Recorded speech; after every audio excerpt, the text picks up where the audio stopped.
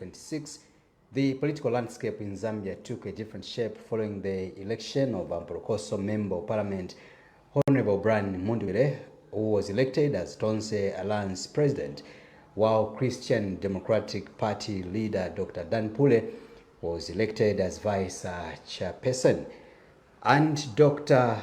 Zumani Zimba was ushered in as a Secretary General of the Alliance. Zimba is a lecturer, author, political analyst, a researcher who has worked in both the civil society organizations in Zambia and abroad. He is known for his soft-spoken but critical and decisive in the execution of his duties as a political scientist. In 2019, Dr. Zimba was appointed as a special political advisor for politics at State House under former President Edgar Chagwa Lungu. Dr. Zimba continues to make or cause stir in the political space even today. He joins me on set. Doc, welcome and good evening to you. Thank you so much for hosting me on this platform, and I'm humbled. Thank you so much to our viewers, and it's good to see you in 2026. Happy New Year. And Happy New Year to you too. Thank you so much. Yeah, thank you. It's my pleasure, and I'm thankful to be here. Thank you so much. The last time we had a conversation, you and I, it must have been a year ago or more than a year ago. 2024. Thereabout. Yes. It was at the time when you had just been released from prison. Correct. Wow. Correct. So that was 2024 in January or February, somewhere there. Thereabout. Let's get into it. You are now the SG of the Tonse Alliance. Yes. Which was held on 28th, that was I think about a week ago. Correct. Together with Honorable Brian Mundwile, who is now the president of the Tonse Alliance. But a lot, has been said, a lot have been spoken around this convention you held a week ago, with others calling your convention as a sham, as illegal. And then I'm asking myself that Dr. Zimba is one of those highly educated people at a level of a doctor, you yourself. Not honorary. Not honorary. Not honorary. There you go. Academic doctor. There you go. Meaning somebody works for it. Do research and you graduate with a PhD. There you go. Yes. And you are also a lecturer by profession. Correct. The question is, at your level, with all the education you have acquired over the years, you've served as a political advisor to President Edgar Lungu the late. How can you convene an illegal Tonse Alliance which has ushered you now as the SG? Okay, thank you. So number one is that the General Congress was convened based on the governance document, which is the Constitution, which I have here. The old Constitution of Tonse Alliance, I have it here. The amended one, which is the new Constitution we're using, the 2026, I have it here. So Tonse Alliance, we do not conduct business based on street conversations or verbal agreements. We have governance documents. The General Congress was convened based on our Constitution and duly convened so by the Vice Chairperson then, Professor Dan Pule, through the Office of the National Coordinator then, who was still myself. So going by the old Constitution, which Dr. Edgar Chagwa Lungu left us with, the General Congress can only be convened by the chairperson through the National Coordinator, who was myself. The fact that our chairperson... That is according to the old Constitution, yes. Right. The fact that Dr. Edgar Chagwa Lungu who died, may he so rest in peace, our father and our former president, his vice chairperson takes over, going by the old Constitution. So when you read the old Constitution, it provides that in the absence of the chairperson, the Council of Leaders meetings or the General Congress can only be chaired and be convened by the vice chairperson. So Professor Dan Pule was the legitimate and right person to convene and chair both the Council of Leaders meetings we had before the General Congress and consequently the General Congress itself. Others asked the question, what about Honorable Luvinda, who was appointed by ECL when ECL was South Africa as acting chairman of the alliance? That's where the question of either legal or illegal comes in. Right. When Dr. Edgar Chagwa Lungu left for treatment in January 2025 in South Africa, he left Professor Pule as his vice chairperson to act. The person who was chairing the Council of Leaders meetings in January, February until March was Professor Dan Pule as his vice chairperson based on the old constitution.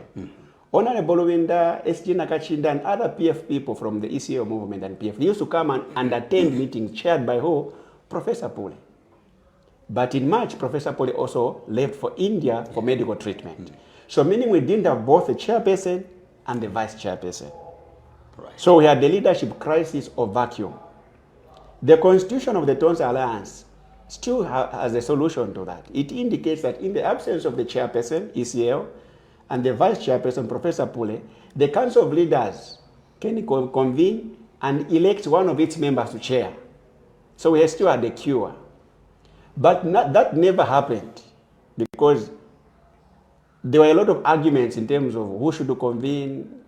Should it be by phone, the former president, ECL? Yeah. Amidst that leadership crisis of vacuum, ECL appoints Honorable Luvinda to act in the absence of both himself and Professor Pule. Right.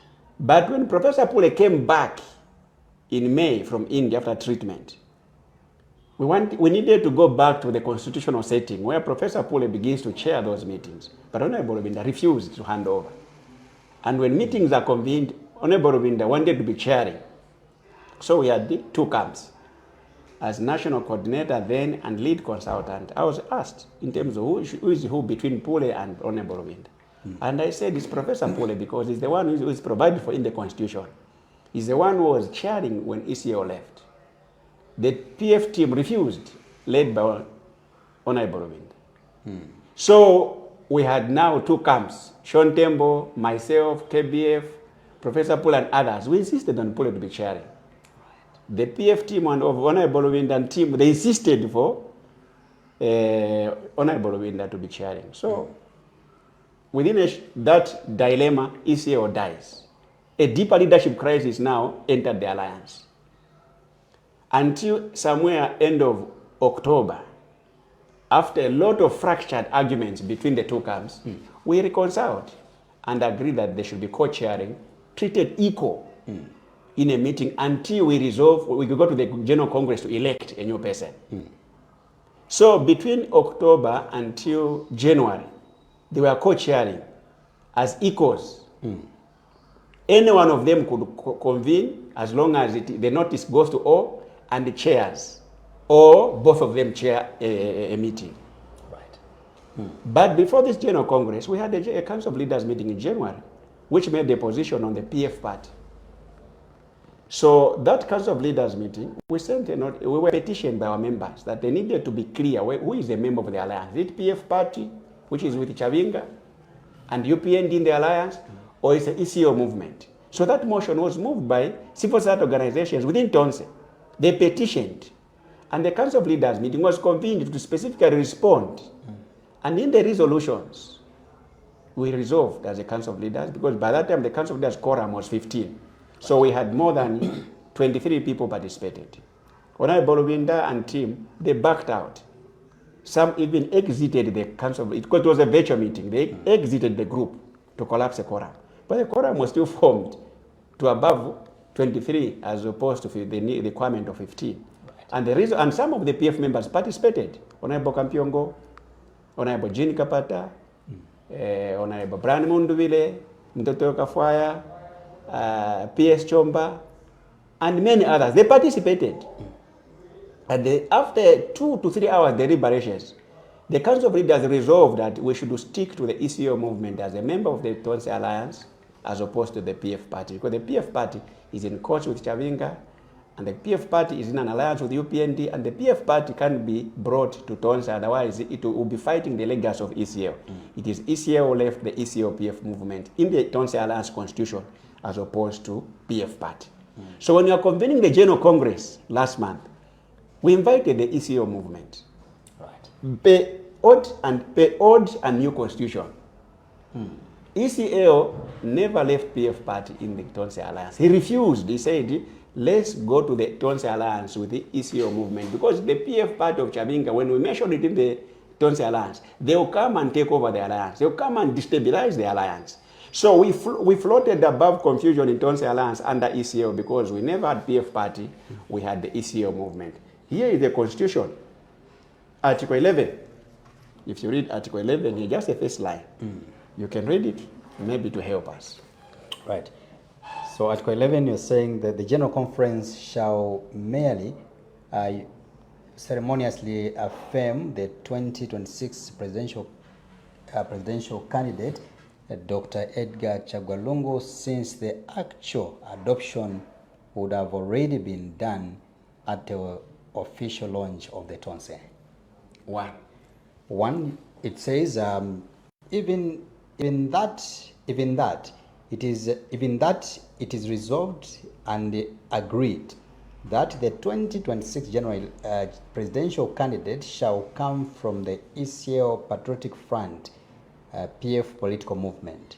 Dr. Edgar Chagwa Lungu shall immediately assume the position of chairperson of the alliance, as well as the candidate, after accepting his candidate's adoption at the official launch of the alliance, to the exclusion of the General Conference, since the Tonse is a moving electoral pact. Correct. Okay. Just there. Right. What I wanted to emphasize here is that the member of the Tonse Alliance has never been PF. It was ECO himself in his individual capacity as former president, because his name is in the constitution, as well as his movement, the ECO PF movement. So it is not an illegal convention. It was not an illegal General Congress. It was convened based on the governance document, and the people are calling it illegal are the ones who are illegal, because they're not members of the alliance. They're not recognized in the alliance. They are political masqueraders. We are the legitimate Tonse Alliance. We are the founders of Tonse Alliance. When we are creating Tonse Alliance, the faces that are calling it illegal, I know them. None of them was on the table when your Tonse Alliance was being formed. I never saw anybody coughing today the word illegal on the table. There was myself, there was ECL, there was Tembo, there was Professor Dan Pule, and by proxy there was Madam Edith Nawakwi. I would mention the 5 key stakeholders behind the formation of Tonse Alliance. These were the founders of the Tonse Correct. Alliance. The rest, they were just joining later, after ECL assigned me to engage them and present the idea of Tonse Alliance to them. The constitution was already ready and finalized. You might have left out one important stakeholder in Peter Chanda, who also claims that I was among the founders. No, it's not. Right. It is me who wrote the letter for Peter Chanda to leave UKA to join Tonse Alliance. Ask him. The letter I sent to the media, it was drafted by me. Peter Chanda was in UKA. Just like men, including ECA, they were in UKA. Tembo and me were the original creators of Tonse Alliance. Some people are saying, no, Zimba was sent by ECA or PF. They are lying. It is Tembo came with the idea to me. After Tembo and Professor Pule felt ECA was being embarrassed in UKA. The day President Peter Sinkamba was rejected to join the Council of Presidents in UKA, ECA lost a vote because he moved the motion to accept President Peter Sinkamba to join the Council of Presidents in UKA. In that motion, they asked for voting. ECA hand was up voting for President Peter Sinkamba of Green Party to join the Council of Presidents of UKA. Pule's hand joined ECA. Tembo's hand joined ECA. The rest didn't lift up their hands. They voted against Peter Sinkamba, and ECA lost vote. After that meeting, Professor Pule and Tembo said, no. We will not stand this embarrassment of the former president. We need something else. Tembo called me. He explained what happened. I said, no. I've always known that UKA is undermining politically our father and our former president. we can create an alliance. We can design it tailor-made for him and all his followers countrywide. That's how we met at Mlungushi village restaurant. Myself and Sean Tembo. We discussed the idea of the name, the concept, justification, the two of us. And he assigned me to draft the constitution, and he went to design the logo. This logo you see, it was designed by Sean Tembo. He paid for it, everything himself. This document, it was done by me. Later on, I engaged my friend Debbie Angola and Caesar Simukonda, the two lawyers, to finalize the document. After I worked on it, so you as lawyer, finalize it for me, help me. And the ECO said, yes, let the two lawyers help you. When we finalized, we went to present to ECL. This is an alliance tailor-made for you and your followers. We want you to leave UKA because of the political embarrassment. ECL gave the condition, I can only leave UKA if Dan Pule, Sean Tembo, and Edith Nawakwi join me. As the former president, I don't want to destabilize UKA if I just walked out. I need my key allies. These were his three key allies in UKA. And I said, Your Excellency, I'm honored to mention to you that Sean Tembo is already on board. I'm working with him, he's the one designing the logo. And he said, I'm very happy. I'll talk to Professor Pule and Madam Nawakwi. He talked to the two, he convinced them. And he told me and Tembo that the two are on board, therefore let's go ahead. It was the third or fourth subsequent meeting, which call was ECO called at his house in Chifwema. That's where Peter Chanda was called and Rit Musoma. And this new presented Tonse Alliance. So I can say they formed with me, us, when we are presenting the constitution to them. So he's not even a 60th member. He joined like many others who came later. The five I'm talking about are the key stakeholders in terms of founding Tonse Alliance. Had Edith Nawakwi, Madam Edith Nawakwi refused, had the Professor Pule refused, had Sean Tembo refused, ECA wouldn't have left UKA. There was no mentioning of Peter Chanda.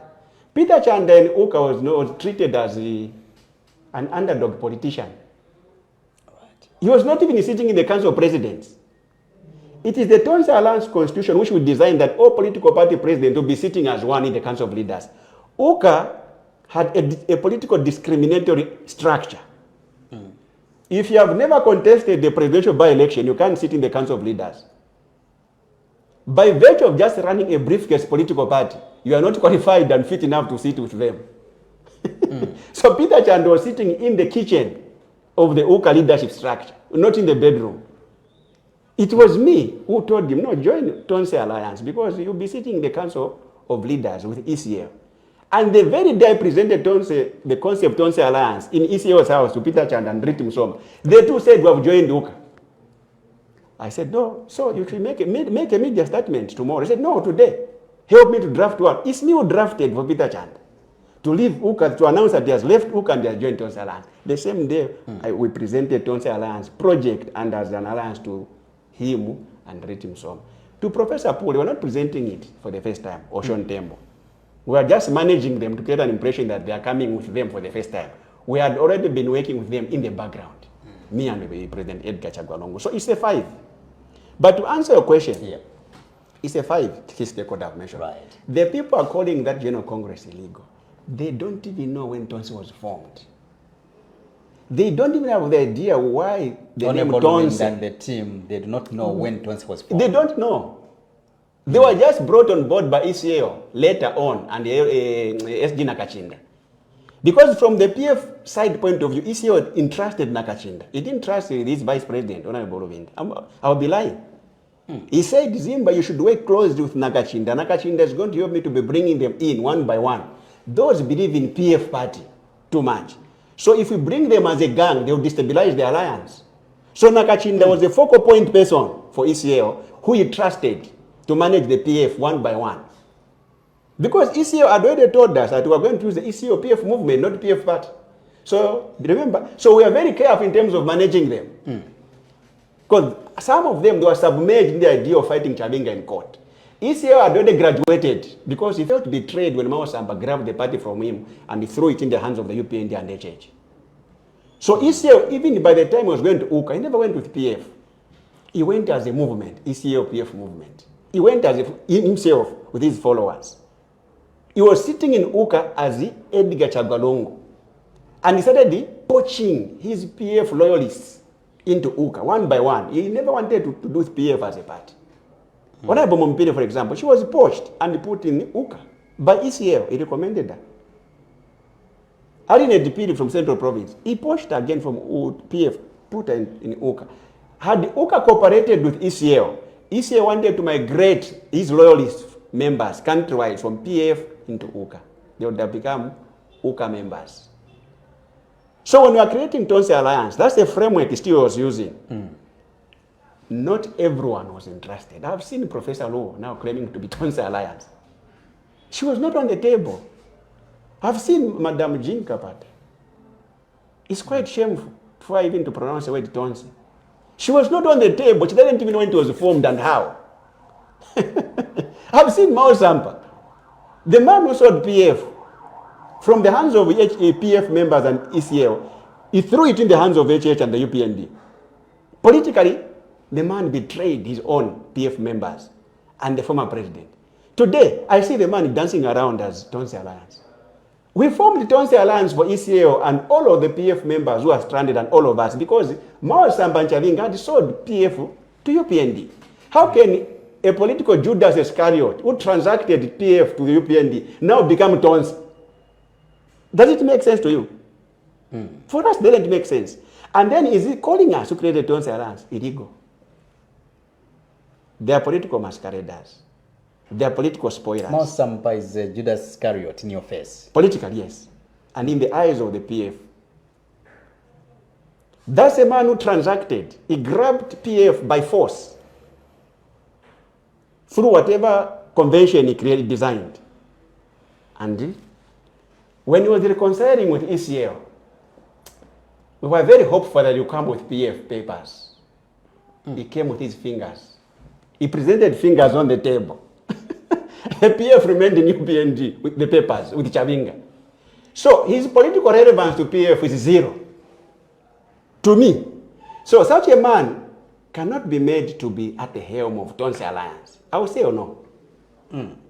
And because that's double betrayal to ECL, even in death. Even ECL would not be happy to see that. If Mao Sampa has reconciled with us as PF, since he reconciled with our father, let Mao Sampa now sit on the floor. He can't become the leader of the party sword. To me, morally, it doesn't make sense. Ethically, it doesn't make sense. It only makes sense when I'm Bolovinda. What is strange for me, what I find also very strange, is that when Mao Sampa was politically transacting PF from ECL and PF members to UPND, the one who was acting was who as the PF president? You tell me. It was Honorable Bolovinda. It was Honorable Bolovinda. It was not ECL. It was Honorable Bolovinda. He was the acting president of the PF in 2023 because ECL had left him to act. And Mao Sampa grabs it from them, takes it, drags it to the UPND, and the papers are changed. Mao Sampa comes back to reconcile, and ECL, may he so rest in peace, was a noble man. He was a Christian. He forgave him. We have reconciled. Now bring back PF. To date, there is no PF coming back to where Mao Sampa is seated. Mao Sampa is seated there just with his fingers. The PF party took to UPND. It's in UPND, locked, and the key has been thrown in the ocean. Doc, I'm pretty sure you are a Christian. Yes. Yes or no? Yes, I'm a Christian. And you believe in forgiveness, right? Yes. So, ECL and the Honorable Mao Sampa, they reconciled. And you, as a political advisor then, under President Edgar Chagwa Lungu, you might have been part and parcel of those. I was part of the people that he highly recommended for that reconciliation process. Yes. You participated? Yes. I was playing the background role. The first pictures of Mao Sampa and ECL when they met to do the handshake after a cup of tea, they were sent to me from the president to send to me to run them on his Facebook page. Others told him, no, I said, let's run them. And I did an article that let us forgive a prodigal son. 12 reasons why Mao Sampa as a prodigal son must be forgiven. I wrote an article. It was circulated to try to facilitate that they should be embraced and be forgiven. That I did. That I did. You see, you can forgive a king, a chief who trades his subjects as slave traders if he repents. You can forgive them. Because that's what Christianity demands, forgiveness. But I don't think it's wise to still make him your overall king. Because your subjects would have died in the Atlantic Ocean, in the waters, because of his transactions of slave trade. Your subjects would have gone, perished. Some would have been enslaved in the Latin America and America as such. So to say this one who we think did harm to us by selling our daughters and sons as slave traders, we have forgiven him. But now do we make him the paramount king? The answer is no. Morally, the answer is no. He's one of us, we have forgiven him, let's move on. But the king shouldn't be arrogant enough to begin to insult and undermine those who have forgiven him. Because the consequences of his actions are still there. Do you know that even in Tonse Alliance, we are here today because of the actions of Mawsam? He has been forgiven. Israel forgave him. But Israel died a dethroned king in PF. So the consequences of Mao Sampa's actions in 2023 October still went to the grave with Israel. He never died as a happy PF president because PF was not given to him. PF was still in the hands of Robert Chavinga, and is still in the hands of Robert Chavinga. So the consequences, my brother, of that actions are still with us today. Today, PF can't be on the ballot. We're forgiven our brother, our honorable man. Even personally, I don't have personal issues with him. We're forgiven him. But we can't sit on the ballot as PF. Because of who? His actions. So we are still here. So in as much as we're forgiven him and we embrace him, he should not be arrogant to insult us because we forgave him. Later on, to call us who created Tonse Alliance illegal. When we created it because of desperation after PF was sold to the UPND politically by himself. That is not right morally. He has also questioned your morality and your credentials, your relevance to politics and governance. And for him, he says, look, you Dr. Zimba, you might have been, of course, a political advisor to President Edgar Chagwa Lungu, but however, you did not contribute anything value to the presidency of Edgar Chagwa Lungu. In short, you are more like nothing.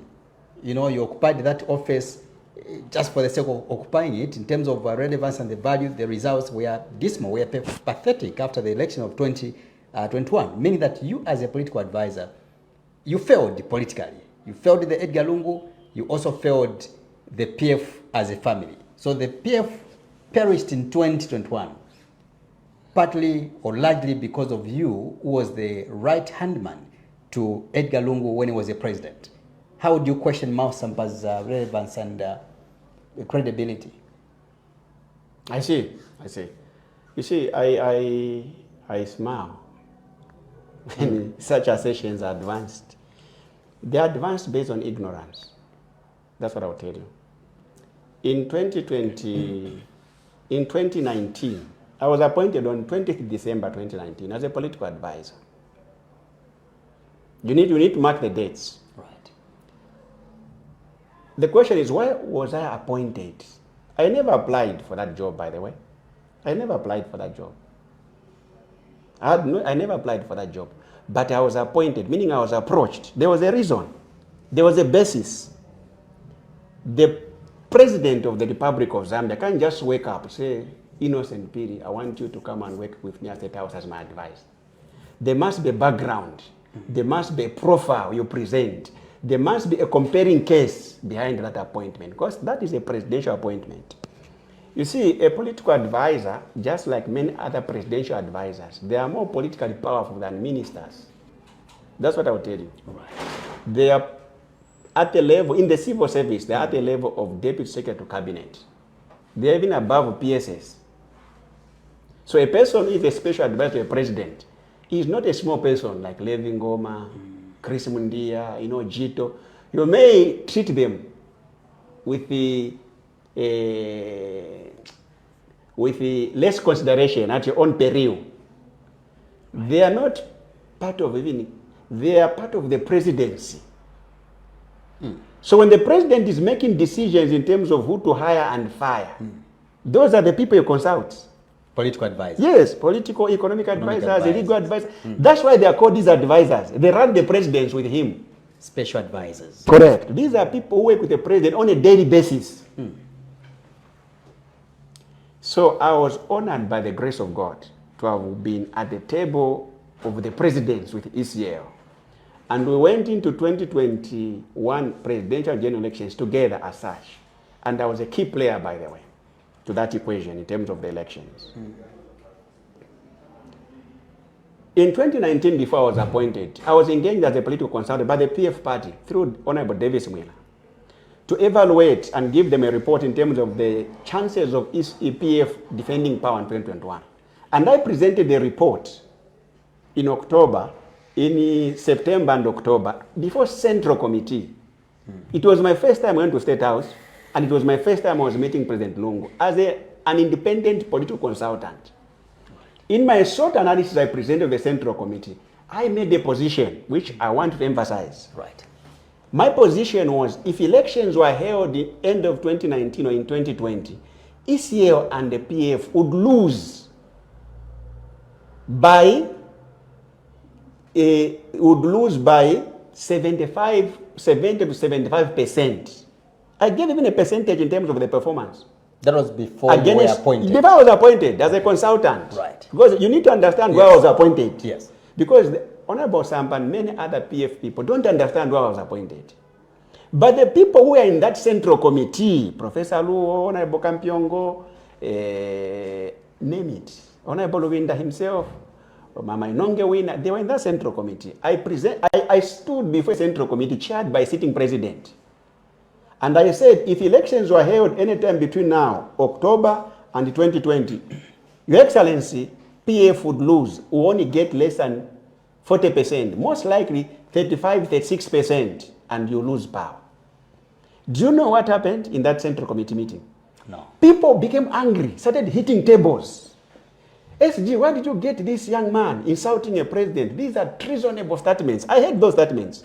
I was accused of committing what? Making treasonable statements. That I was threatening President Lungu that he would lose. In 2019, in October. It's there on record. Antonio Mwanza was the media director, was in that meeting. You can ask him. Eric Tembo was direct administration PF. He was in that meeting. Honorable Davis Miller was the SG. He was in that meeting.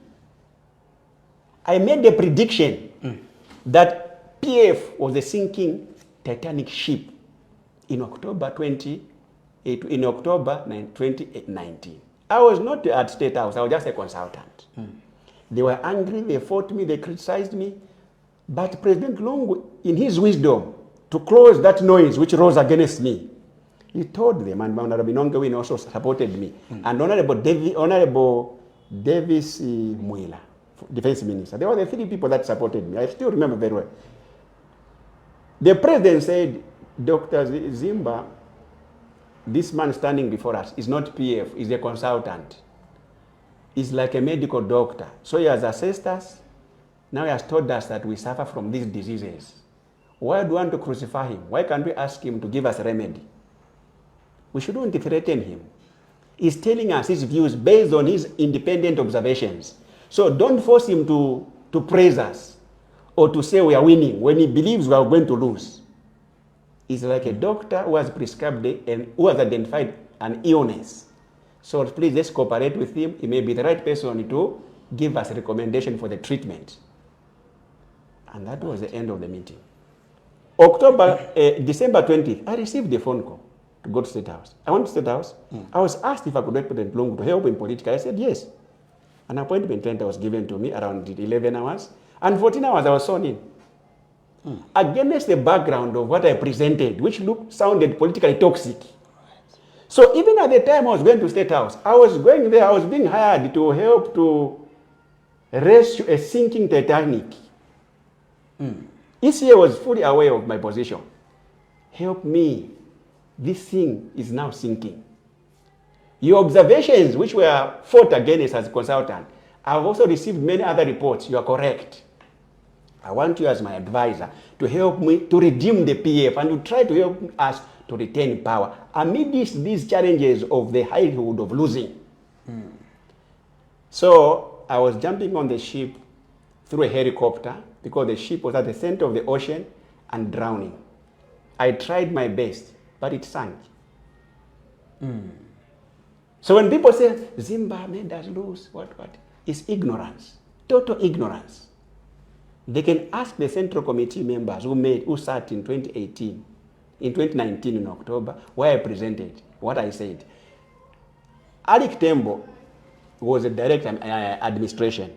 He called me last month. He said, Doc, when you presented in 2019 as a consultant that PF will only get not less than 40%, to get between 35 to 40, people wanted to fight you in the Central Committee. They were even undermining the SG for hiring you as a consultant.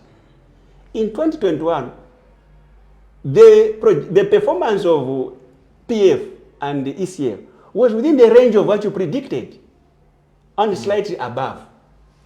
So if people were honest, they would be saying Zimba is very competent because he was able to see ahead of time.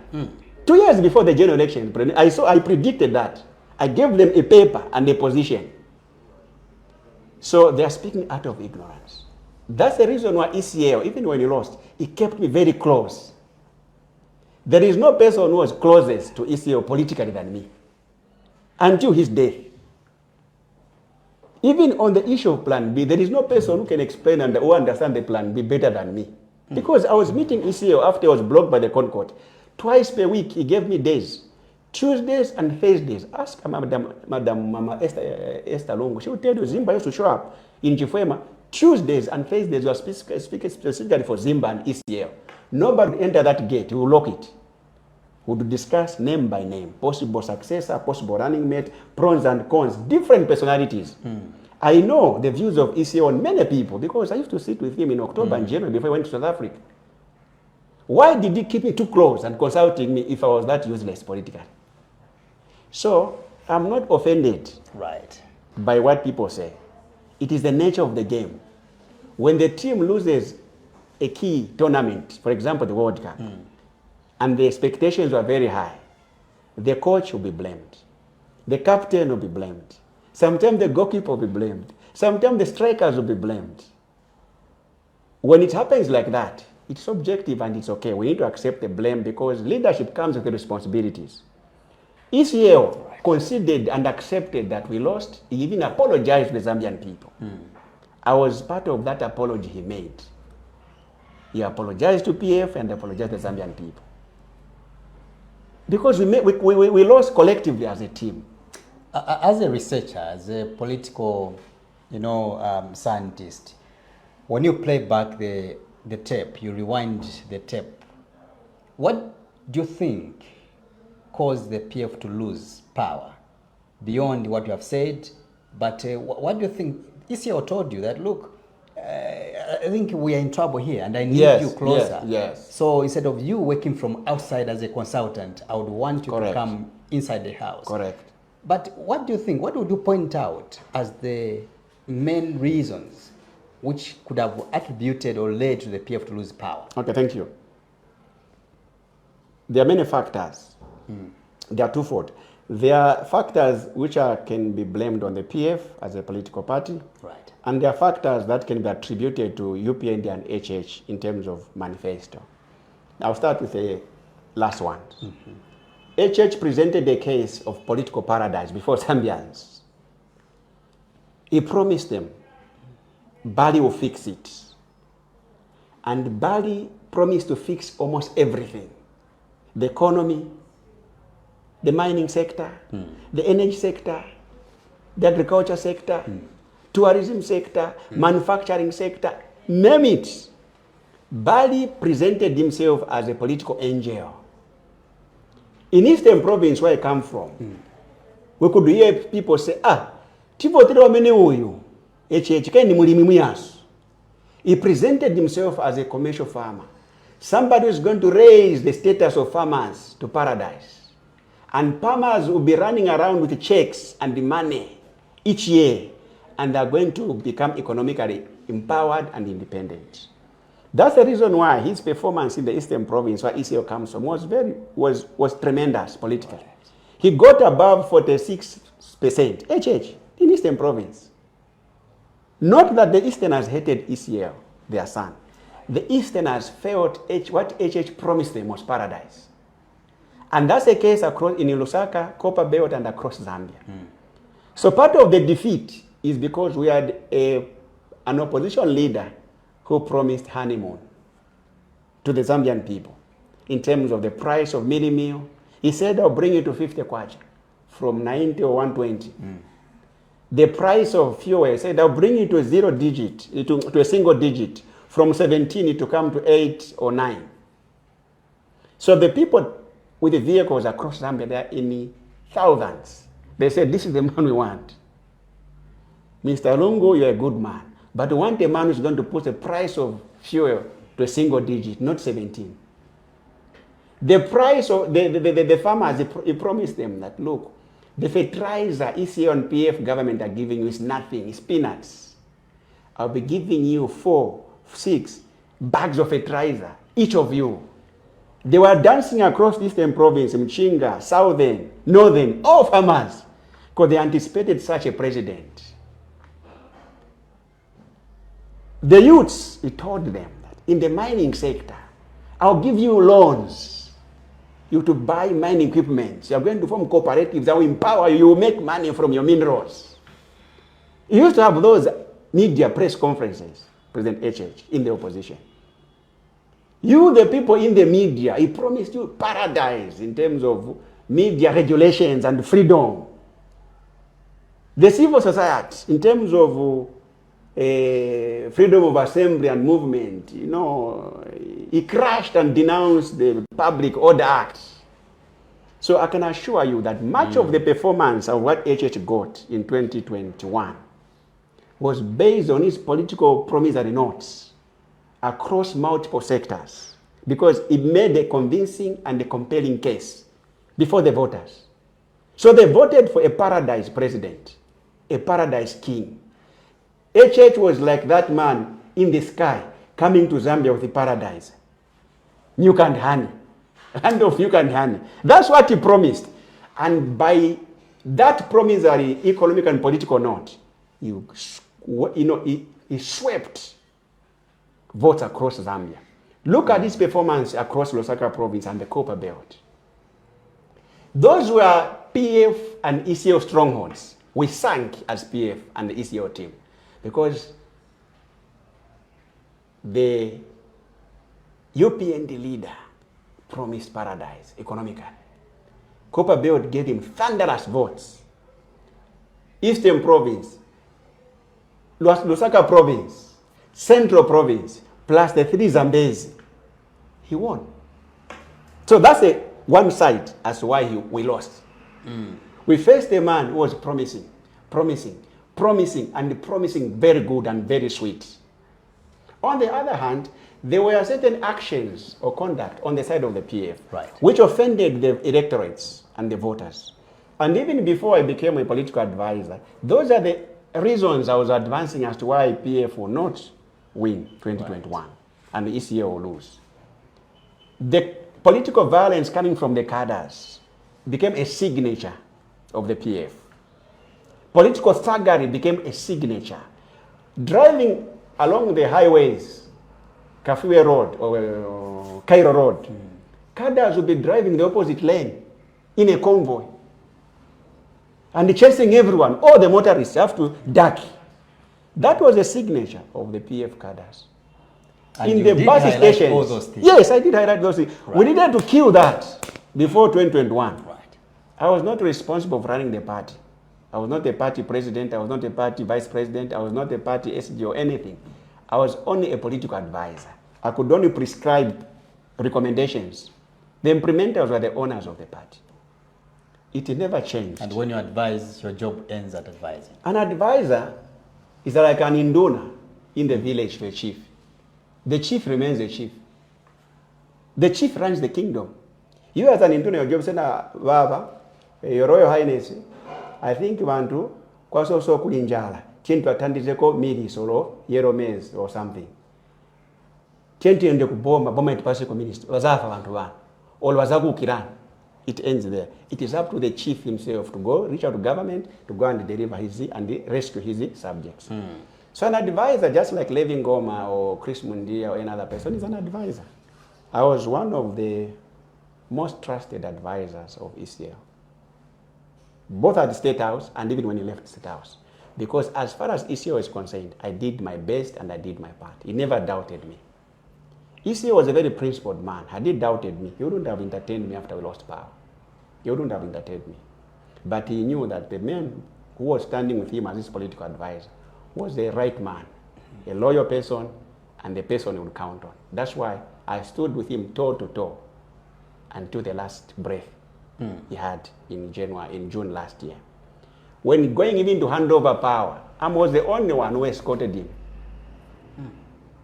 No former president, no former cabinet minister, no former PS, no any other advisor accompanied him. It was myself and Tasila, plus Daniel Sio and ADC Chanda, were the key visible civil servants at Hero Stadium. We were booed together I was booed together with my father and the former president ECL. And for me, that was nothing, because we are trying to take leadership responsibility. To date, I'm so proud of ECL that I served him as my boss and my president. If I was to live in another world to save another president, I would still talk about ECL. What do you make of this? Yeah, go ahead. Yeah, because he was a noble man and he was a good man. He was a noble man and a good man. But others will tell you that, look, you are eulogizing ECL, and yet you've betrayed his legacy. You've abandoned his legacy and his direction via the SG position you occupy now in Tonse Alliance. And this is what maybe the Given Luinda team will tell you. I think a week ago we did cover a press briefing held by Honorable Given Luinda, who was still insisting that that is the only Tonse existing so far. Those who have gone, they are betrayers to the ECL legacy. Meaning you are part of those betrayers, you yourself. No. The betrayers are those who sold PF to the UPND government. And they are known. They don't sit with us. They sit with the people we're talking about. They dine and wine with the people we're talking about. They eat with the people we're talking about. Betrayers of ECL's legacy are the people that grabbed PF and took it into the hands of the UPND. I'm not one of them. And I've never been one of such people. Honorable Winda sits with them, and politically he kisses them. He's even elevating them, some of them, by giving them higher positions. So who is betraying the legacy of ECL?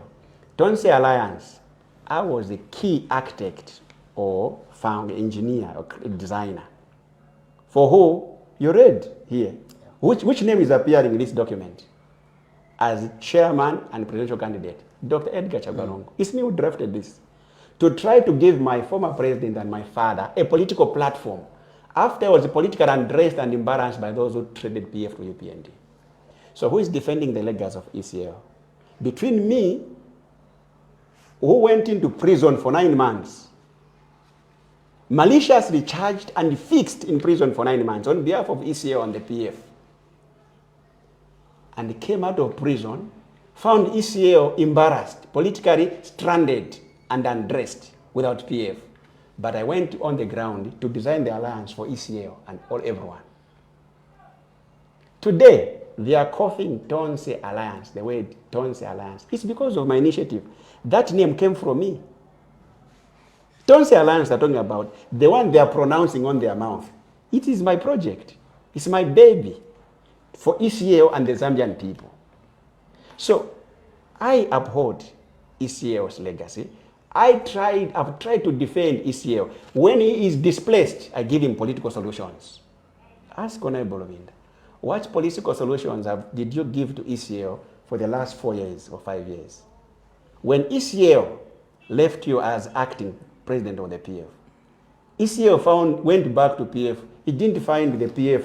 He left in the hands of Honorable Lovinda. Honorable Lovinda had empty hands. So who betrayed ECL?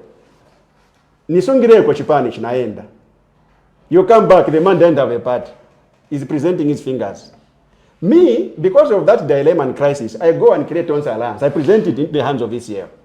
Then you who lost PF to political traders who went to UPND, you come back and say, no, no, no. Even Tonse Alliance, I belong there, is mine. So you can judge for yourself. I sit with confidence and pride in the ECL legacy because I bring something to the table politically for ECL.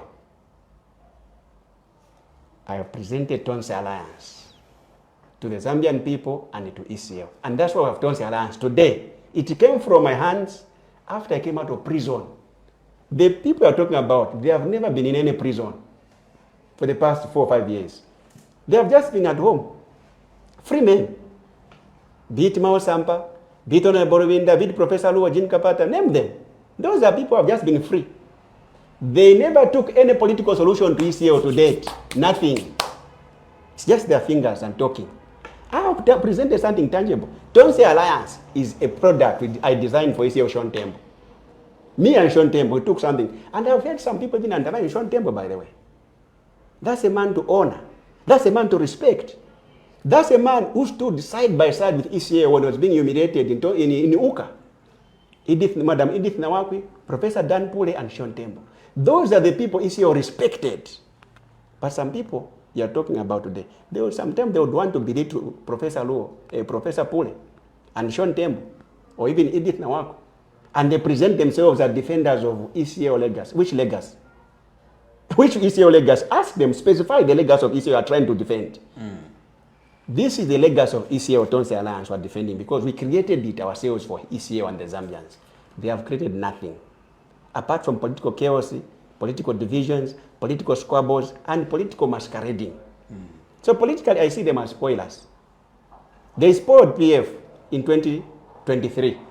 It was left in their hands. Today, ECL is in death. There is no PF. It is still in the hands of Chavinga because of some of the people they are sitting with. So we can't overemphasize the point that the people who have betrayed ECL are known, and I'm not one of them. I'm among the people that have defended the ECL legacy. That's why we have Tonse Alliance today. Look, the gentleman who traded PF is with them. They no longer talk about PF. If they are serious, they would have said they have formed the PF Alliance. Because that's a man with a PF. He's the PF acting president. Why can't they call it PF Alliance? They can't do that because there is no PF. It is with Chavinga and the UPND. There are quite a lot of names that are vying for the position of PF president, as it were, in inverted commas. I'm trying to mention that with a lot of caution because of the injunction, the Kawe injunction which has been mentioned. But there are so many names that have been listed. Of course, we can exclude Honorable Mtoto Kafaya, who was withdrawn from the race. So far we can say you've got about 8 people who are vying for that seat of the PF president. When you look at all these names and the conversation you used to have with the former president, Dr. Edgar Chagwa Lungu, advising you that in an event I'm not around, in an event would want to have a president or someone to succeed from me as a PF president, I think this could be the name. Which among the names were popping up as the possible successors to the late Edgar Chagwa Lungu as PF president? Yeah, I see. In trying to honor his ECL's legacy, I wouldn't specify a name, but I'll give you a framework. Right. Because ECL was supposed to have announced himself the plan B, meaning the name. Correct. So that privilege and authority still remains with him.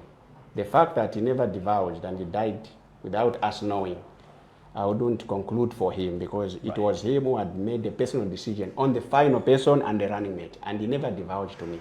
Right. In May, I had a longer conversation with him. The last longer conversation with him I had on the phone. It was a month before he died. And he made an indication that he had decided on plan B in terms of the presidential candidate and the running mate in South Africa. Right. And he said, when I come back, I'll come and announce. And we shall win 2026 on Tonse Alliance and with my candidates. a presidential candidate and a running mate. The framework of Plan B was about ECL choosing a presidential candidate and a running mate, combined. Right. Initially, just wanted to choose a presidential candidate, but because I was meeting him constantly, weekly, we are discussing it. He eventually accepted that a complete Plan B concept must have a presidential candidate and a running mate so that he has control on both. Right. If he picked one person, that person will have too much power, he will pick another person they want. So in the spirit of him having some form of control and for the two to have allegiance to him, he needed to pick the two. Right. So in May, he confirmed that he had picked and he had decided. Whether he wrote somewhere on a paper, I don't know. I was in South Africa. Right. Whether there's a video, I don't know. Whether there's an audio, I don't know. Because that information has not reached us. Right. But I know the views of ECL on a lot of these presidential candidates. Even some people are not even on the presidential ticket, be it in PF or outside PF. Right. Because we used to scrutinize names of possible presidential candidates and the possible running mates. You would call me, Doc, come for lunch, so that we go through our Plan B file. He called it a file. So we had a file. There was a criteria, detailed criteria, and they were proposed possible names of presidential candidates or running mates, or the other way around. So the people, many of them who are contesting on the PF ticket, they were appearing on that list. That I can confirm. Right, right. Many of them who are appearing on the presidential ticket of the PF were appearing on that list. It was predominantly initially... Many of them or all of them? Many of them. Okay. Right. Or most of them. Let me use that word, most of them. Okay. They were appearing on that list of either presidential candidate or running mate. Because some people are on the running mate list, you could talk about them as presidential candidates. Right. And some people on the presidential candidate list, you talk about them as running mates. And the criteria and the justifications is what we do settle on in terms of discussions, because you would ask me. And to answer your question, there were many. But apart from those who are contesting on the PF ticket, there were also non-PF members. Right. He started adding, and he would ask me to go and vet them, to profile them in terms of strengths and weaknesses as an independent person, as well as his advisor. Yeah. So the church, some church leaders to him would recommend people. Some civil society leaders close to him would recommend people. And he would give me those names. Zimba, what do you think about this? What about these names? Our Excellency gave me time. Okay, next week let's meet. When we meet on Thursday, we'll discuss those people. So I'll go and do my homework, profile them, do my background check, then we'll have a conversation. So the Plan B list was quite big because it had a lot of names from both PF and non-PF leaders. Right. Some were political party leaders, some were not political party leaders. Were just noble and distinguished citizens who have served Zambia in different portfolios in the past. But the final decision was made by him. He confirmed it in May on the phone before he died. He told me, we talked at length. And it is that time that he insisted that Zimba, please defend and keep Tonse Alliance for me. Right. So my passion for Tonse, to defend Tonse, is derived from the fact that the founding chairman of Tonse, the man who founded Tonse for ECL, entrusted me and he asked me and he demanded me to defend it until he comes. But he never came. He never came, unfortunately for us. And unfortunately for all Zambians, ECL never came, and may his soul rest in peace. So to answer your question, I believe that ECL meant well. Right. And I believe that ECL's Plan B final decision would have been among the best. ECL used to take a lot of time to make decisions because he believed in consultation, broad stakeholder consultation. So I was not the only person advising him. There were a lot of players behind. Friends from the church, civil society, the party. You could consult some traditional leaders. You see, he was a people's person. But that final decision was made. He told me. That much I can put on the table. He told me. So, as his former political advisor, you can confirm this evening that up to his death, ECL did not disclose who his possible successor was going to be. Never. He never disclosed to anybody. Okay. And it was designed that way. He used to say it that way. Right. If there was a person who should have known, it's me. Because I used to discuss names with him. But it was designed even me, I shouldn't know. And I think that it is safer that way. Right. For a president, that certain things should be kept to himself. Because what about if I whisper to my wife out of excitement? I will sabotage his plan. And that will be betrayal. So even me as a person who have worked with a president before, even at the level of State House, certain things you don't need to know even as an advisor. Right. It is also for your safety. So Levin Goma or Chris Mndia shouldn't insist to know so much from HH's head. No, that is not their job. They'll be risking too much to ask him too many questions. It's better they advise him, they make policy recommendations, pros and cons, and they allow him to make a decision. So that when it comes from him, it's him. The moment you want to nose to the point of knowing certain things, details, you are risking too much. Because what about if it leaks? He will accuse you. You'll be in the circle. You'll be in the circle, you'll be entangled. So that decision was never disclosed, as far as I'm concerned. It was never disclosed to anybody. So and if it was disclosed to somebody, they would have popped up the same week or month he died. Right. But those who popped up, I saw some people masquerading as people were chosen. They were lying. I would have known. And some of those people are not even on the list, either as a presidential candidate or running mate. I know that. That much I know. So you just laugh. Wow. And I've heard some people say, no, he anointed me. And this year, he anointed the innocent pig. And he anointed his friend as running mate. They are lying. If they said it yesterday, they were lying. If they said it today, they are lying. If they will say it tomorrow, they will be lying. That's the point. ECO died with it. If I told you left something, it was written, or it's in video, or it's in audio. That much I know, because that's how he operated. Where do you now, I mean, you used to associate with the former First Lady, Madam Esther Lungu, who is still domiciled in South Africa, of course, because of the bereavement of Dr. Edgar Chagwa Lungu. When you talk about the Tonse, I would say, what do you think that family is feeling right now to see this confusion going on from the Luinda camp and also from your end as well, the man who is holding on to the Tonse Alliance, while Luinda, there's another group again, the Chawinga. Why do you think, have you ever imagined how the Lungu, our Mama Esther Lungu, the Tasila Lungu, and the others are feeling right now in South Africa? They are traumatized. Politically, they are traumatized. The Lungu family are among the most traumatized family as we speak today. They are emotionally stressed and emotionally drained. It's not because of the loss of our father and the former president only.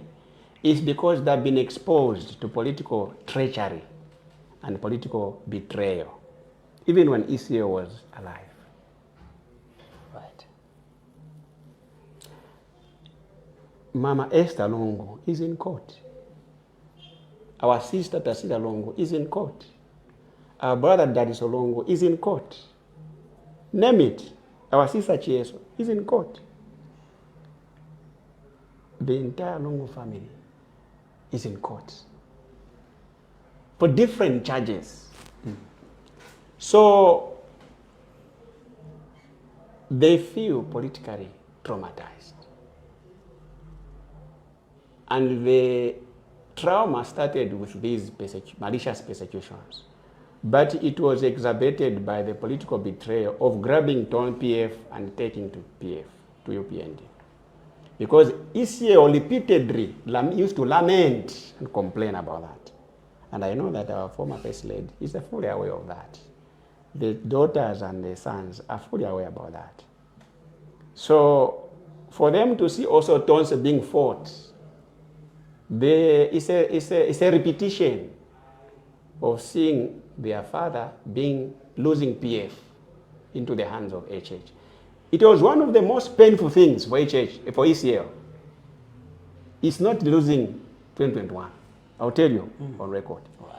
One of the most political painful things for ECL was losing PF to HH and UPND. That he used to lament and openly complain many times, and he would be emotionally charged when he reaches there. There is an October, 28th October, that's when we celebrate and commemorate the death of, or the microstatus. Yeah. It's death. In 2024, ECA was banished from attending, politically banished. I mean, just using the word figuratively. Meaning, they made HH to be at the center of microstatus memorial. And ECA never showed up. Instead of taking to a Catholic cathedral, they took it to Anglican cathedral. The Sata family and those, the PF leaders, the Chavingas, who took the PF to President HH and the UPND. I was with ECA in Chifwe Mati's house that day, watching that program. And it was in that time that when I discovered that the pain in his heart of losing PF to UPND and the HH was too much.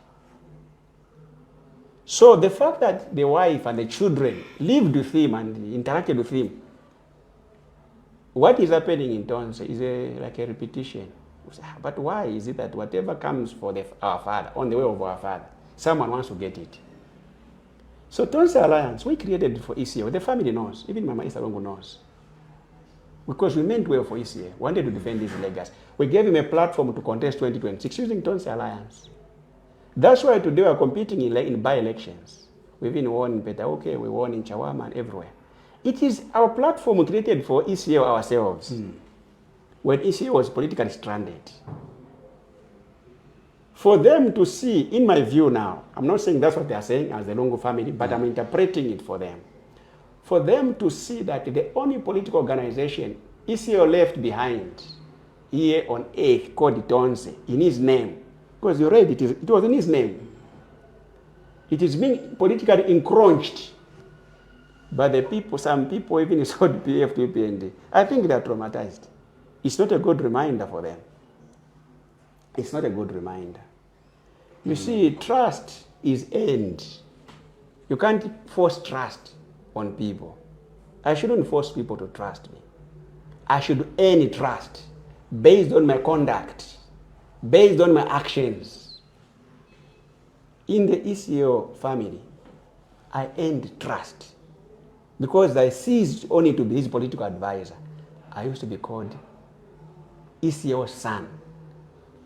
Zimba Wawela, that's Mama Esther Lungu now. Wawela Zimba, thank you.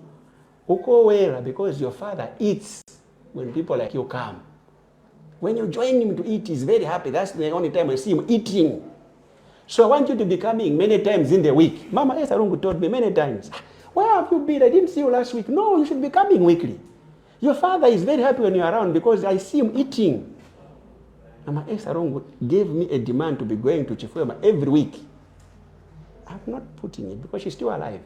Others say, no, I'm a boss because I'm a boss for Namodia. No, I'm talking about Mama Esther Lungu. She will say, you are the son here. When you show up here, they will even say, start cooking is because Zimba's come, his father, now will eat with him. So that's the relationship I had. But you see, it never came from nowhere. It was earned. I don't think other people had such a relationship with the Lungu family, either Mama Esther Lungu or President Lungu. I don't think so. When President Lungu called me on phone, even when I was in South Africa, he used to call me many times. I never used to call him by principle because he went there for treatment. Right. So I would just wait for him to call me. Or if anything, I would send a signal to either Daniel C or the ADC. Oh, I want to talk to His Excellency when he has time, either today or another day. So, but he used to call me himself. I said, sometimes you send me a message, Zimba, why are you not calling me? Your Excellency, you are sick, so I don't want to be bothered. Oh, no, let's be talking. But there's a point I want to tell you. Every time he called me on phone, whether when he was here in Zambia, from there to Chifwema or at Ibex, or when he was in South Africa, before he died, every time he called me, he greeted my children by names. He knew all my children by names. Alibwanji Dandan. I don't want to mention them, because he will mention them one by one. sometimes, put him on the phone. I want to greet my grandson, my eldest boy. You talk. Grandpa, how are you? They talk. Oh, no, work hard. That's why you encourage him. So I had a personal relationship, a family relationship. I'm part of that family, by the way, in other terms. Right. Because I was not treated as an outsider. I was treated as a son. So, I think for them to see that we're still fighting, they are politically traumatized. It's my prayer to God that these political turbulences and storms and thunders, as well as lightnings we're seeing, they'll quell as soon as possible. Let's squeeze in a few questions before we go, Doc. Before ECL died, part of the Plan B, he brought in the NCP as a new, the special purpose vehicle to be used by the Tonse Alliance. That was announced via a press statement. From there, you as a Tonse Alliance members, you began to use the NCP. An example is in Petauke. You've got a member of parliament via Tonse, a grouping, and of course other by-elections that were used. And the vision, the announcement of the former head of state was that we shall be using the NCP from now going up to 2026 general election. Along the way, NCP is kicked out, allegedly, through the people like you yourself, because your name has popped out that you staged a coup. They just like me. That's why they like citing when in such. I'll answer. Continue. They are my friends. That's my question. Oh, yeah, you're finished. Yes. Yeah. So I'll give you facts as they are. I don't believe in falsehoods or deceptions or manipulations or distortions. I'm a Christian, and I believe in putting things as they are on the table. Right. Jesus said, "You shall know the truth, and the truth shall set you free." So I want you today to be set free, because you have been given false information. Number one is that the decision of the special purpose vehicle in the Tonse Alliance was a decision born from a political bidding and competition among many players, political parties. Right. When the Kawamba by-election came on the horizon, Tonse Alliance was already formed and launched. But the constitution then, which is this old constitution, I think I'm happy that I brought it. I want to read something very quickly in line with what okay, good. So our constitution at that time is this one we are using with ECL. When we formed Tonse Alliance, this is the constitution we were using. So that we kill the falsehood around NCP. I want you to be very clear in terms of their claims. Right. Here it says, Article 20 says what? Allocation of local government seats. Okay, no, I want to... Okay, here. Article 19, format of electoral pact, isn't it? It says, number one, the cornerstone of the alliance is premised on the electoral pact, which will ensure that every member political party benefits by fielding candidates at parliamentary and local government level under the umbrella and with the support of the alliance. Every political party member shall benefit by fielding what? Candidates at parliamentary and local government level. Correct. This was the standing. So, when Kawamba by-election came, after our member of parliament, Edgar Chagwa Lungu, was sentenced into that prison sentence, we were supposed to have decided now which political party do we use in Kawamba. And the provision was that all political party members of the alliance were supposed to be given an equal opportunity to participate. So now that became an impossible situation to implement. Right. PEP was interested to go there. Christian Democratic Party was interested. ZRP was interested. NCP was interested. Many political parties, NED, they were interested. It became a problem. Right. So a decision was made that no, we can't have a situation where we participate in elections using all political parties, everyone is participating under alliance, chaotic. Right. This could have only applied had these political parties had seats, members of parliament. So since these political parties in Tonse Alliance, at that time, none of them had a member of parliament. Meaning they could now relinquish their political participation as multiple players by choosing one among them, so that we're already behind one. And that's where the concept of special purpose vehicle came. And the Council of Leaders resolved that yes, let's choose just one political party amongst ourselves. PF had the central committee to make that decision. PF ranked FDD number 1, but FDD was still in Uka, had not yet officially joined Tonse, because Madam Nawakwi was in India, she was sick. Right. PEP for Tembo was ranked number 2. Christian Democratic Party for Professor Pule number 3. NCP was ranked number 4. President Lungu and SG Nakachinda took that recommendation from Central Committee. And I was in Central Committee with President Lungu when that decision was coming up, were imaged. Almost all members of parliament, they wanted just FDD because they thought it was a bigger brand, it's a non-brand than anyone. Right. And NCP was not even second or third, it was number 4.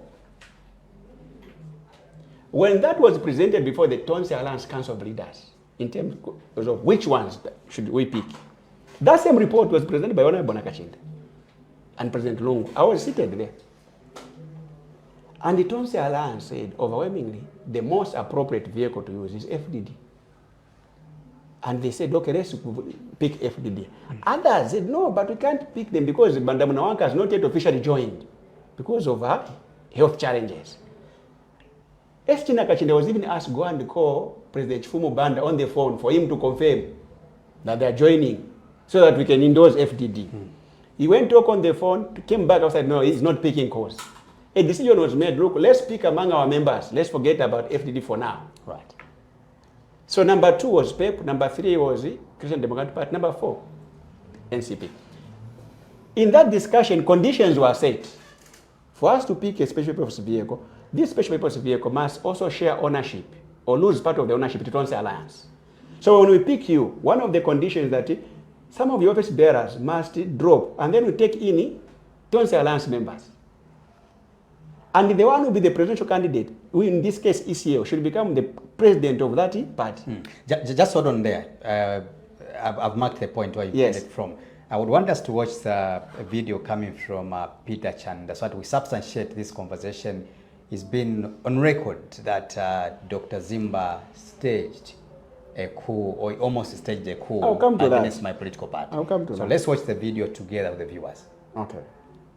And the idea was to go to the Registry of Society, change to say he's no longer president, and all those are some of the plan. I sent my vice president to the same meeting within that 24 hours, who went to meet Comrade Zumani and Comrade Angola. It gives me a sad reading for me to state this because, number one, I'm being attacked left, right, center. There are people sponsoring people to talk about me insulting ECL in his death when I stand with him. When all our campaign materials, they bear ECL was portrait because I'm still mourning him. I want to state one thing. As we move away from here. As we move away from this topic now. I've elaborated, I never moved out of Tonse Alliance because somebody paid me all the social media crap that is coming out. You understand that? I moved out of Tonse Alliance because my position and the party that we have suffered for from 2003 was being threatened to be taken over by Comrade Zumani so that it can be used by Honorable Winda himself. That's the video there. You can proceed. So you ended on the point where you were trying to explain that one of the conditions was for that political party to relinquish part of the ownership. To Tonse Alliance. Go ahead. And the Tonse leadership. President Tembo said, no, I'm not comfortable with that. President Pule said, I'm not comfortable with that. Peter Chanda said, I agreed. Ask the Rit Musoma, is a close friend of Peter Chanda. Ask President Tembo, Professor Pule. Ask the people in the Council of Leaders meeting, 2024, in December. it is Peter Chanda who said, no, me, I'll hand over the presidency to Tonse Alliance, to ECL. And part of my officials, who in English as office bearers, you as Tonse, President Lungu, should recommend some people to take over. So that was one of the key conditions. Right. So, meaning only Peter Chanda, NCP, agreed. But in the background, we are still discussing with who? FDD, because it was the most preferred. Right. So went into Kawambwa under NCP, and we lost. Two by-elections came at the same time, Pambashe and Petauke. Yeah. The Council of Leaders again said, by that time FDD had joined. Right. By that time now FDD had joined. That issue came. And the discussion was, we should have NCP and FDD both as special purpose vehicle. NCP as primary, FDD as secondary, meaning we can use any of the two. Right. We are on record. You are journalists. Yeah. Go to Pambashe. Tonse Alliance participated under FDD. Yes, it did. Am I lying? It You're participated under FDD. That was under President Lungu as chairman. Petauke, we participated as the NCP. So meaning we participated in two by-elections using how many special purpose vehicles? Two. In Pambashe, FDD. In Petauke, NCP. That was part of the strategy. It was part of the strategy. Right. It's on record. We lost in Pambashe, we won in Petauke. So for anyone to claim that there was only NCP as a special purpose vehicle, they are just manipulating using the first position of the Council of Leaders. They are not updating you the subsequent positions. That's why I'm saying that I like being factual and professional. Pambashe went as FDD, Petauke went as NCP, but as Tonse Alliance. I'll tell you now something in confidence which I want to make public because of Peter Chanda. You have mentioned him. Yeah. Had it not been for me, I will emphasize this point. Right. Had it not been for me and Honorable Frank Ngambi, in Petauke would have also participated as FDD because that's a directive ECO had given. He wanted NCP removed. In both we put FDD. Ask Honorable Frank Ngambi, former member of parliament for Ndola Central. He will tell you this, that yes, it is Zimba who insisted. Ask former PS of Central Province, PS Bernard Chomba. Ask Honorable Remember Mutare. They went to meet President Lungu and they called me that Zimba, even in Petauke, the president has guided that we put FDD on both sides. I was put on a conference call because I refused. I said, no, let's defend the president so that we keep both special purpose vehicles. We can't just use FDD. It's me who refused. They went to report against me because they said I was rebelling against President Lungu. I'm telling you now because it's public. Right. And Honorable Murembe Mutare is alive, he's there. PS Bernard Chomba is alive, he's there. Honorable Frank Ngambi, they're there. It's me who called Honorable Ngambi. He called me many times, Zimba, do we put FDD or NCP? Meaning he had the two certificates. In Petauke, he was told carry both NCP and FDD and will tell you which one to use. So at the point of going to the nominations, he was calling, which one? Because they are telling me that the boss wants FDD on both sides. I said, no, Honorable, we are going to use both. In Pambashe, FDD. There, put NCP. It was the decision of Honorable Frank Ngambi to present the NCP certificate, which made us to contest and as the NCP in Petauke. These people are there. So this insinuation that NCP was the anointed one, special purpose vehicle, it's a fallacy and it's false. Today, NCP wouldn't be talking about a member of parliament. It would have been FDD in Petauke because that was the position of ECF. And when we featured on both, FDD, NCP and FDD, the boss called me back, President Lungu, said, no, Zimba, I think you did well. I commend you that we have preserved both the SPVs, NCP and the FDD. Wow. So I was one of the key persons who held on NCP. Mr. Peter Chanda or Reverend Peter Chanda used to come to my farm in Chongwe. We could even spend the night there. Because the boss had attached him to me for me to help him to raise the profile of NCP in Tonse. Some of the conditions you needed to fulfill, it's me who knows them and I can't divulge them. Right. Because I respect professionalism. And at the point he made the decision to leave Tonse Alliance. I knew it a month before because he approached me, he told me. I met him plus one of his sponsors. I met them. They said, Zimba, we want this is for NCP. I told them it can't happen in Tonse Alliance. Decisions are made through the Council of Leaders, not me. And what you're presenting on the table, these are impossible conditions. And they told me, in that case, we are going to withdraw our NCP. And Peter Chanda himself told me, Zimba, I cannot hand over NCP to any president apart from ECO. Now is that ECO is gone, I will not hand it over. And I told him, then it means you relinquish your position as a special purpose vehicle. Because that was the agreement in the Council of Leaders, and that was the agreement we had, you, me, and ECO, the three of us. Those are the messages we have seen. Correct. And later on, NCP withdrew. I never evicted them from Tonse Alliance. They made a press briefing. It's there. They made a press briefing that they have withdrawn from Tonse, and they gave reasons. It was weeks later that I followed up using now those messages that, Reverend Peter Chanda, how would you withdraw from Tonse Alliance in that manner when you have an agreement with us? So you have betrayed ECO. We have got these officials. ECO gave you, they are members of your NCP from Tonse Alliance and from ECO. You never even consulted them. These are people who are key in Tonse Alliance, in NCP. But you have just withdrawn and gone on your own. So you need to come back to us. Otherwise, these people take over your party. I was standing on firm grounds because he had betrayed ECO. At that point, he had already withdrawn from Tonse Alliance. So it was my follow-up to say, sir, you are a reverend, but your conduct is treacherous to ECO and all of us in Tonse. This Tonse, we have a shareholding now at 60%. Out of the 10 office bearers, 6 are ours. And I sent him those letters. He signed himself when ECO was alive to appoint the ECO people into the NCP.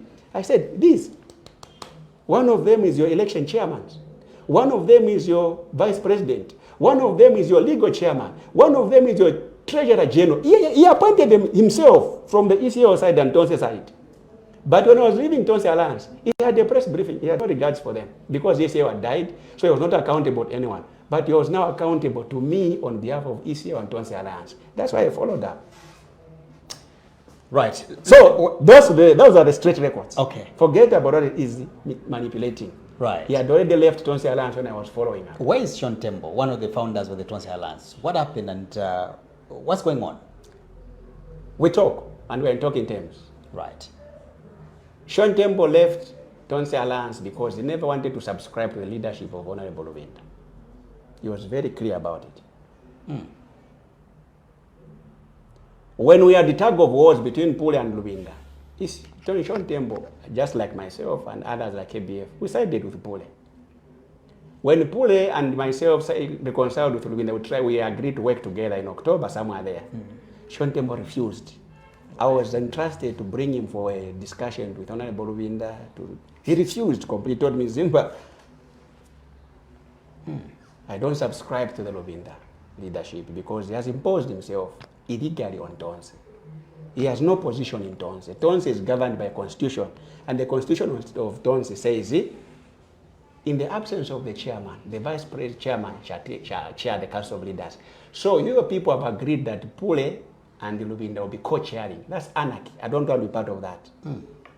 I can only come to a Tonse where you resolve that only Pule, based on the constitution, is recognized. Right. The email, the Facebook message ECO wrote to appoint Luvinda to act in the absence of both himself and Pule expired the moment Pule came to Zambia. So Luvinda is just masquerading and an imposter. So I don't want to subscribe to him. Either being him as a co-chair of Pule, I don't agree with you and I don't want to be part of that. So to date, Sean Tembo has never met Honorable Luvinda. But Sean Tembo is talking to us. Now that there is order, now that there is sanity, now that we are following the constitution religiously, we are talking. Even yesterday I was talking to him. Today I was talking to him. Sean Tembo is my personal friend, by the way. We come a long way. We come a long way. We have not just met in Osaka. We have a history between him and me in the hills of Chipata in Eastern Province. So he's a brother to me, he's a comrade to me, and he's a friend. So we talk. And I think that everything is okay between ourselves and Sean Tembo. Right. Yeah. It's a matter of time. We pray and hope that we can still work together with him. And In future, that will be made known if it's possible or not. But regardless of what happens, Sean Tembo remains dear to us in Tonse Alliance. Sean Tembo remains a brother, and Sean Tembo remains a noble contributor to the formation of Tonse Alliance. This logo people are displaying and are kissing today was designed by Sean Tembo, paid by himself, and everything done by himself. So for us, we cherish him and we celebrate him as a hero in Tonse Alliance. Any possibility of him coming back to the Tonse Alliance under you as SG and Honorable Brian Mundubile as president? There is no problem. It's something that we are talking. Right. Yeah, if it work out, the Zambian people will know. Right. If it won't work out, we'll still cherish him as a friend, a comrade, and as a brother. But the fact is that there is no barrier politically between ourselves and President Sean Tembo. You also lost KBF. What happened along the way? I don't know whether we politically lost him or he's still there or he's still floating. It's up to him. Right. He wanted to discredit what he subscribed to. That is not acceptable. Political honesty must be emphasized. Political integrity is important. So I've never commented on the issue of KBF to date. Never, if you have noticed. I've never written anything about him. I do respect him. He's a good man. Right. But I want to say that political integrity and political honesty and political consistency is very important. His conduct for me, it lacked those three important virtues: political consistency, political integrity, and political honesty. And above all, political tolerance. Right. It lacked that conduct. This constitution before you, the amended one, he is one of the primary movers of the motion to remove the PF party. One of the key persons or advocates who wanted PF party out so that we maintain the ECO movement is President KBF. The Council of Leaders meeting we had in January, the virtual one chaired by Honorable President Pule, which resolved to remove the KF party and retain ECO PF movement. President KBF participated actively and was part of the resolutions. You saw the circular that KBF was there and his party. When we are having a ceremonial event to sign the amended constitution at FDD offices, he was one of the key political figures that gladly signed it, appended his signature. And I've been made to believe and to know that he's a state counsel, he's a lawyer. So I don't know whether he signed it blindly. I don't know whether it was negligence. I don't know whether it was a strategy to manipulate us. So I don't know why he signed the amended constitution. He was part of the resolutions and he was part of us throughout to vehemently eject the PF party, to say it brings chaos because it belongs to Robert Chavinga. It has made us delay, not move. That was his firm position. Let's maintain the ECO PF movement. For him to somersault and turn, I don't know. I don't know. So I respect him. I hope and pray he comes back to Tonse Alliance and he works with us, because I personally think he's a good man, he's an intelligent man, and he's a noble citizen. And we need him in Tonse Alliance. Right. So he has not exited Tonse from my knowledge as SG. Right. Officially. Maybe he has. I'm not aware. Right. But we still pray and hope he comes back to us, because where we are today, he played the key role. He was one of the reformers of the Tonse Alliance movement. The reforms of 2026, one of the key stakeholders and players is President KBF, and we worked with him closely very well. So I don't doubt that he can come back to work with us.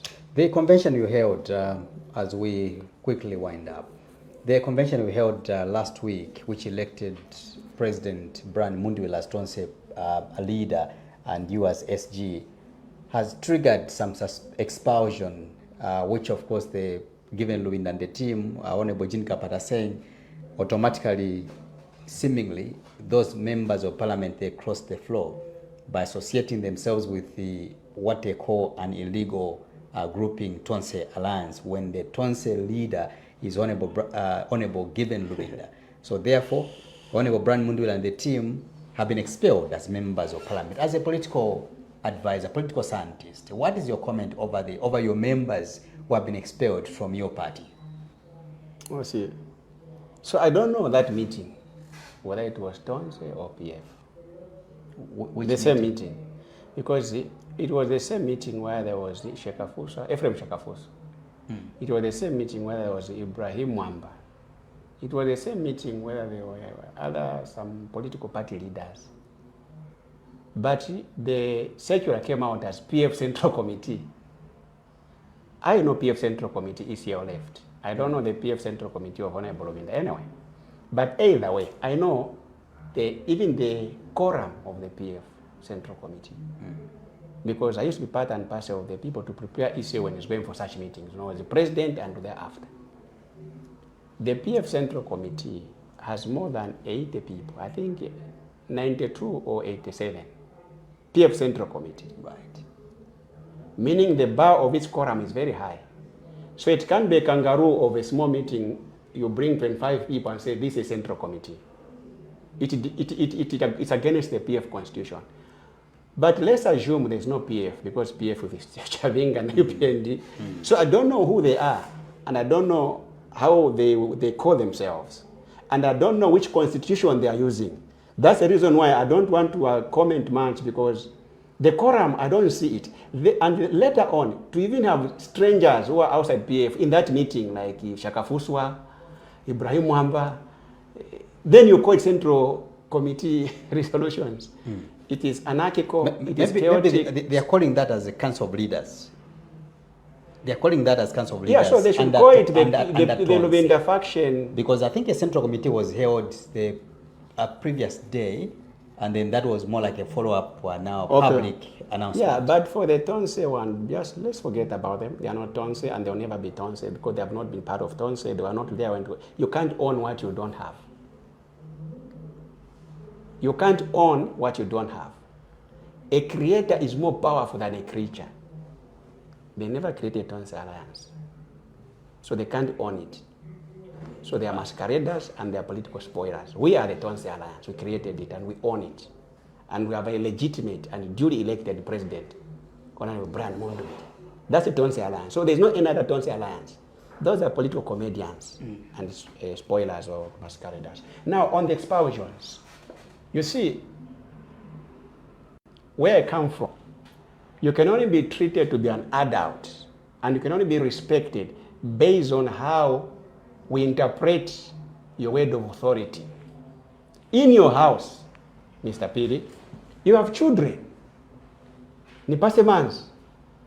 Mwana chaenda chuzugabo chaenda sogera panji chiseka. Hello, iwe, nipaseko mbale panja hiyo. Nifanya nifakepo mango. Then your son walks away, runs away, start laughing. Are you going to say you're a respected father? They don't respond to your demands. Even your wife. My wife, I'm hungry. I need something to eat. She walks in the kitchen, gets the food, eats, and then she walks out. Then you remain hungry. So meaning nobody takes you serious, both your wife and your children. That's what it means, isn't it? They have been suspending and expelling. I'll use that word. The same people, they have been expelling, suspending, expelling. When they meet, they are suspending, expelling. But no institution is responding to their expulsions. Meaning nobody takes them serious. These are the same people who start to say, well, they expelled those who are members who voted for Bill 7. They sat at some point. It was on media. I followed it. We have expelled you as PF MPs because you voted for Bill 7. Did the parliament respond? No. Did ECZ respond? No. Was there any by-election for those who were expelled by that gun? No. Meaning nobody takes them serious. You call it a gun? A political gun. Because I don't want to call them anything, because I don't know who they are now. Whether they are PF, I don't, because it's like people just masquerading. So we have expelled the MPs, the full number of MPs. Nobody was expelled, by the way. Those were empty air expulsions. Parliament never responded. ECZ never responded. The MPs never responded. Everything is as it is. Now they are saying, oh, we have also expelled those who have attended the Tonse General Congress. There shall be no by-elections because Parliament will not respond to them. ECZ shall not respond to them. Then when they sit, how do they take themselves serious? So, if those institutions don't take them serious, why should we in Tonse Alliance take them serious? The people are expecting them, don't want to take them serious. ECZ didn't take them serious. Parliament didn't take them serious. Why should we take them serious? So you see how the drama has been reduced to zero. What they pronounced politically amounts to zero, in my view. Right. Parliament won't be affected, ECZ won't move, and there shall be no by My last question to you is, you have Brian Mundwile. Do you think Brian Mundwile is the right person to take over the presidency of the Tonse Alliance? Do you think Brian Mundwile is sellable enough, is attractable enough to appeal to the masses out there? And why, yes. Why should you distinguish Brian Mundwile from all the presidential candidates in the PF who have aspired as president? Okay, thank you. So you need to take note that the fact that he was legitimately and democratically elected, that distinguishes him. None of those candidates have been elected anywhere, at any convention. So they're only aspiring. BM is no longer aspiring. He's a duly and democratically elected presidential candidate. So that makes him politically tall and above everyone. He's distinguished. The UPND has not even gone to the convention, have they? Not yet. Not yet. So he sits better above President HH, because President HH has to go through the convention. We don't know what will happen. As in Tonse Alliance, we have BM who was duly and democratically elected. So he's above those competing in PF. They have been postponing the convention, and we don't know how it will take place. So until such a thing happens, he's above them. Two, in Tonse Alliance, ECO in March, or in South Africa, on his hospital bed, he appointed Honorable Brian Mundwile as his parliamentary affairs chairperson for Tonse Alliance. You can go on ECO's Facebook page. So BM was anointed by ECO in March 2025. Because of the trust ECO had in BM, he had to appoint him as Tonse Alliance Parliamentary Affairs Chairman to allow him to lead Parliament and opposition leaders and MPs on behalf of ECO for Tonse Alliance. Right. So his election as Tonse Alliance presidential candidate and president this year in January is a second democratic and a popular endorsement of him.